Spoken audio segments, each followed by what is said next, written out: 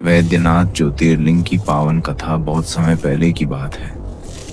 लंका के राजा रावण, जो शिव भक्तों में महानतम माने जाते हैं, उनके मन में एक परम इच्छा उत्पन्न हुई कि भगवान शिव स्वयं लंका में निवास करें, जिससे लंका सदा के लिए अजेय हो जाए। रावण ने अपने लक्ष्य की प्राप्ति के लिए कठोर तपस्या की। वह हिमालय की पर्वत श्रृंखलाओं में गया, जहां उसने वर्षों तक एआईएम नमः शिवाय का जप करते हुए भयंकर तप किया, बिना अन्न, जल या विश्राम के। अंततः रावण की भक्ति से प्रसन्न होकर भगवान शिव प्रकट हुए और बोले, रावण, मैं तुम्हारे तप से प्रसन्न हूं, पर मांगो। रावण ने कहा, प्रभु, कृपा करें कि आप स्वयं मेरे साथ लंका चलें और वहां निवास करें। भगवान शिव मुस्कुराए और बोले, मैं स्वयं नहीं जा सकता, पर मैं तुम्हें अपना आत्मलिंग देता हूं। पर ध्यान रहे, इस लिंग को मार्ग में कहीं भी भूमि पर मत रखना। जहां इसे रख दिया, यह वहीं स्थायी रूप से स्थापित हो जाएगा। रावण ने शीश झुकाकर आत्मलिंग को स्वीकार किया और लंका की ओर प्रस्थान किया। देवताओं की चिंता और विष्णु की योजना उधर। देवताओं को जब यह झात हुआ कि भगवान शिव स्वयं रावण के साथ लंका जाने वाले हैं, तो उन्हें भारी चिंता हुई। यदि ऐसा होता तो रावण अजेय हो जाता।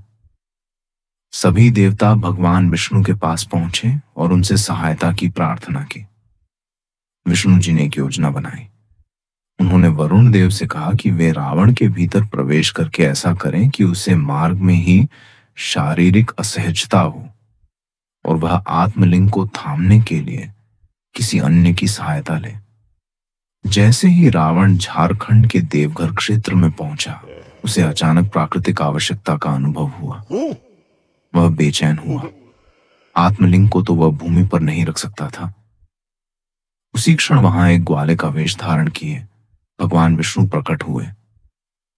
रावण ने उनसे कहा, बालक, कृपया कुछ समय के लिए इस आत्मलिंग को थाम लो, मैं तुरंत लौटता हूं, पर ध्यान रहे, इसे भूमि पर मत रखना। बालक ने कहा, मैं केवल 3 बार तुम्हें पुकारूंगा। यदि तुम समय पर नहीं लौटे तो मैं इसे नीचे रख दूंगा। रावण ने सहमति दी और वहां से चला गया। बालक ने 3 बार पुकारा, रावण, रावण, रावण। रावण नहीं आया। तब बालक ने आत्मलिंग को वहीं भूमि पर रख दिया। जैसे ही वह लिंग भूमि से स्पर्श हुआ, वह उसी क्षण स्थिर और अडोल हो गया। रावण लौटकर आया और यह देखकर क्रुद्ध हो उठा कि लिंग भूमि पर रखा गया है। उसने उसे उठाने की भरसक चेष्टा की, झुका, खींचा, बल लगाया, पर आत्मलिंग जरा भी नहीं हिला। आक्रोश में आकर रावण ने उस पर बलपूर्वक प्रहार किए। आत्मलिंग के कुछ भाग टूटकर इधर उधर बिखर गए।